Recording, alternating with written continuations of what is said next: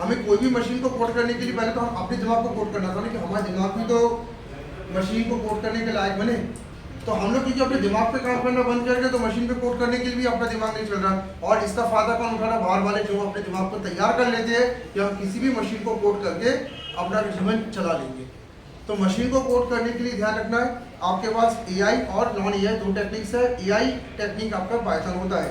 अब सवाल यहाँ पे उठता है कि पाइथन में कितने प्रकार के मैकेनिज्म्स होते हैं जिससे आप वर्क कर सकते हैं। तो ध्यान रखिएगा, जब हम बात मशीन लर्निंग की करते हैं तो मशीन लर्निंग में 4 तरह की लर्निंग्स होती है, आप देख पा रहे हैं।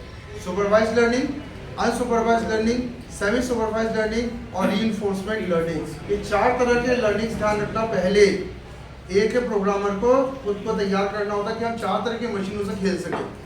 तो आप लिखिएगा आगे, मशीन में 4 प्रकार के लर्निंग टूल्स पे कार्य करता है। Machine works in 4 types of learning tools.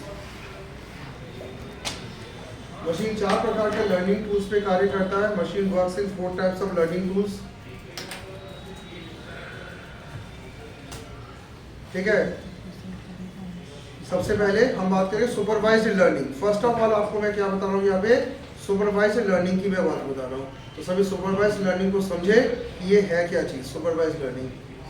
इसमें लेबल डेटा होता है और पहले से बने बनाए मॉड्यूल्स होते हैं। ठीक है, अब यहाँ पे सभी ध्यान दें। तो मैं सुपरवाइज लर्निंग की बात कर रहा हूँ। इसके लिए मैं आपके सामने एक पीपीटी को ओपन कर रहा हूँ जिसमें हम सुपरवाइज लर्निंग को अच्छे समझेंगे। तो देखिएगा, जब हम सुपरवाइज लर्निंग की बात कर रहे हैं तो सुपरवाइज लर्निंग में हम लोग क्या करते हैं, यहाँ पे कोई एक पर्टिकुलर एलिमेंट को देखकर उसके बेस पे कोड करते हैं। जैसे कलर को पहचानने का कोड हमें करना है, हमें स्ट्रक्चर को पहचानने का कोड करना है, हमें गाड़ी बिल्डिंग्स इनको पहचानने का कोड करना है। यानी फेस देख के कोडिंग जब होती है तो सुपरवाइज होता है।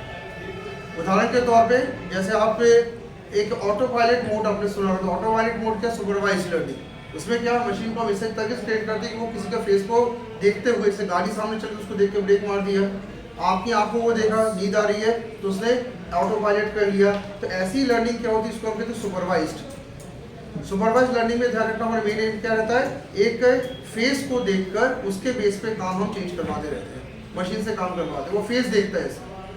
ठीक है, इसका प्रैक्टिकल एग्जांपल एक और है, आपके जब आप फेस लॉक लगाते हैं वो भी क्या, सुपरवाइज। आपके फेस को देख के क्या करता है, वो एक्शन लेता है। तो जहाँ पे फेस है वो सुपरवाइज है।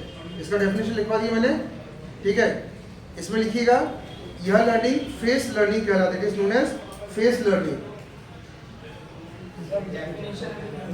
तो वही मैं बता रहा हूँ, यह फेस लर्निंग के बेस पे कार्य करता है, बेस्ड ऑन फेस लर्निंग, जिसमें मशीन किसी ऑब्जेक्ट को इनपुट के रूप में लेता है।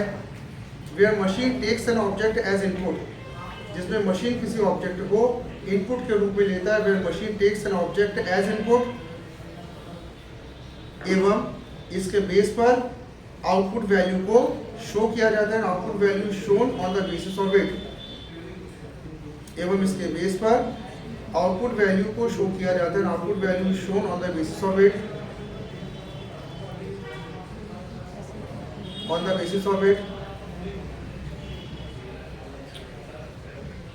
ठीक है, तो सबसे पहले मैंने आपको बताया कौन सा, सुपरवाइज। सुपरवाइज लर्निंग में आपको यहाँ पे करना क्या है, एक फेस को देखकर डिसाइड करवा लीजिए।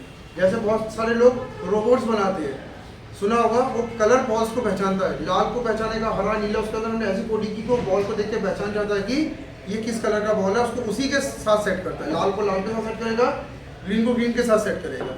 तो ये आपके सुपरवाइज है, वो चीज़ को पहचानता है उस चीज़ को। लेकिन इसमें एक ड्रॉबैक क्या है, अगर मान लीजिए कोई ऐसा एलिमेंट सामने आ गया जिसकी कोडिंग नहीं है, आपने बॉल की जगह मान फुटबॉल रख दी है, तो फुटबॉल को देख के वो ऐसा थोड़ा सा ठहर जाएगा उसको, क्योंकि फुटबॉल बड़े साइज का है, उसको हमने छोटा छोटा बॉल के लिए हमने तैयार किया था। और फुटबॉल में उसको एक कलर नहीं दिख रहा, फुटबॉल तो मल्टी कलर वाले होते हैं ना, तो उसमें देख के वो शांति से खड़ा हो जाएगा।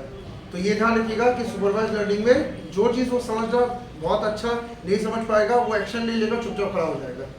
कौन बनाते हैं, ठीक है, यहाँ पे एक लाइन और लिखिएगा। सुपरवाइज लर्निंग में अगर हम बात करें तो यहाँ पे डेटा साइंटिस्ट इनपुट आउटपुट और फीडबैक के लिए कोडिंग करते हैं। एक लाइन लिखिएगा, here data scientist provide input output and feedback. यहाँ डेटा साइंटिस्ट इनपुट आउटपुट और फीडबैक को प्रोवाइड करते हैं। ठीक है।